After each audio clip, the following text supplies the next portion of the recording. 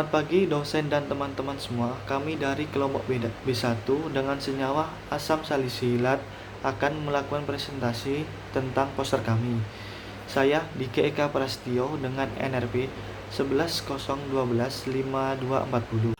Perkenalkan, nama saya Ayu Putu Tantrina Parameswari, NRP 110125143. Perkenalkan, nama aku Marsyanda Oktavia Ramadhani dengan NRP belakang 183. Perkenalkan, nama saya Aiko Meli Puspitasari, NRP 1101252238. Jadi, asam salisilat merupakan senyawa yang termasuk dalam kelompok asam hidroksibenzoat dan memiliki sifat antimikroba, keratolitik, serta efek antiinflamasi ringan. Senyawa ini banyak digunakan secara topikal sebagai agen keratolitik untuk membantu menangani berbagai kelainan kulit seperti jerawat, kutil, psoriasis, dan gangguan kulit lainnya. Selain itu, asam salisilat juga berperan sebagai bahan awal atau prekursor dalam pembuatan asam asetil salisilat atau aspirin. Gimana sih mekanisme kerjanya? Jadi, pada penggunaan topikal, asam salisilat bekerja sebagai keratolitik dengan melemahkan ikatan antar sel pada lapisan stratum corneum. Proses ini mempercepat pelepasan sel-sel kulit mati sehingga membantu membersihkan dan membuka pori-pori yang tersumbat. Berikut merupakan struktur dari senyawa asam salisilat.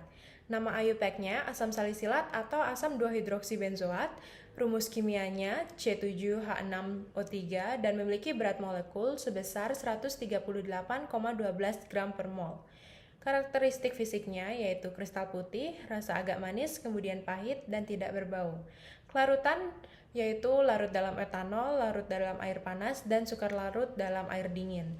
Memiliki titik lebur sekitar 158 hingga 161 derajat Celcius dan pKa-nya yaitu sebesar 2,97 untuk gugus asam karboksilat dan 13,6 untuk gugus fenolik.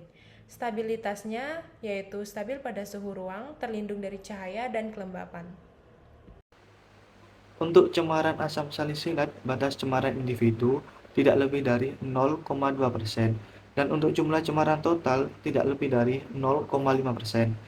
Efek samping, iritasi kulit, kemerahan, rasa terbakar, kering, mengelupas, dermatitis kontak, dan reaksi alergi.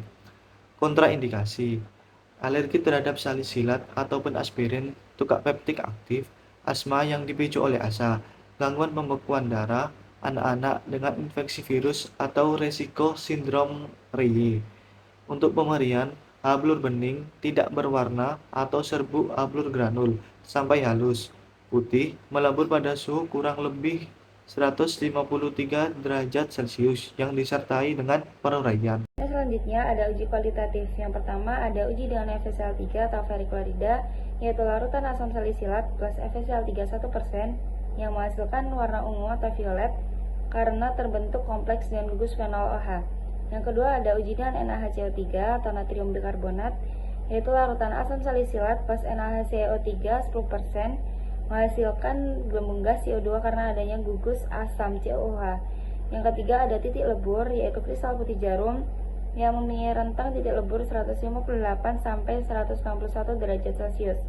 Yang terakhir ada kelarutan, larut dalam etanol, larut dalam air panas, sukar larut dalam air dingin. Di sini aku akan menjelaskan metode apa aja sih yang bisa digunakan untuk mengidentifikasi asam salisilat. Metode yang pertama yaitu spektro UV-Vis.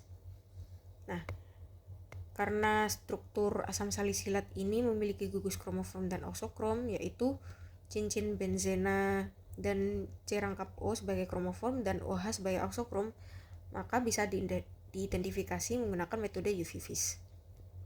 Bisa dilihat asam salisilat bisa diidentifikasi menggunakan beberapa pelarut. Yang pertama yaitu aqueous acid dengan panjang gelombang maksimal 236 dan 303 nanometer. Lalu ada aqueous alkali atau salicylic acid di panjang gelombang maksimal 298 nanometer dan metanol atau kolin salisilat di panjang gelombang maksimal 296 nanometer. Bisa dilihat bahwa adanya pergeseran dari 236 ke 298. Pergeseran ini disebut pergeseran batokromik atau redshift karena dia bergeser ke kanan. Selanjutnya ada metode FTIR. Nah, asam salisilat ini memiliki beberapa gugus fungsi yang bisa diidentifikasi menggunakan metode ini. Yang pertama yaitu C rangkap O asam karboksilat di rentang 1000 hingga 1300 cm pangkat min 1. CO alkohol di rentang 1000 hingga 1300 cm pangkat min 1.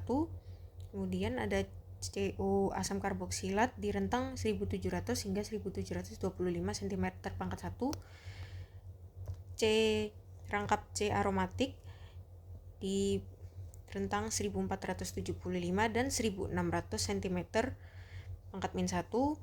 CH aromatic stretch di 3050 hingga 3150 cm pangkat min 1. OH H bonded di rentang 3200 hingga 3400 cm pangkat min 1. Dan yang terakhir yaitu OH asam karboksilat di rentang 2400 hingga 3400 cm pangkat min 1. Kesimpulannya yaitu asam salisilat adalah senyawa asam hidroksi benzoat yang memiliki aktivitas keratolik dan digunakan terutama secara topikal untuk berbagai gangguan kulit. Uji kualitatif menunjukkan reaksi positif dengan FeCl3 yaitu warna ungu atau violet dan NaHCO3 membentuk gelembung CO2.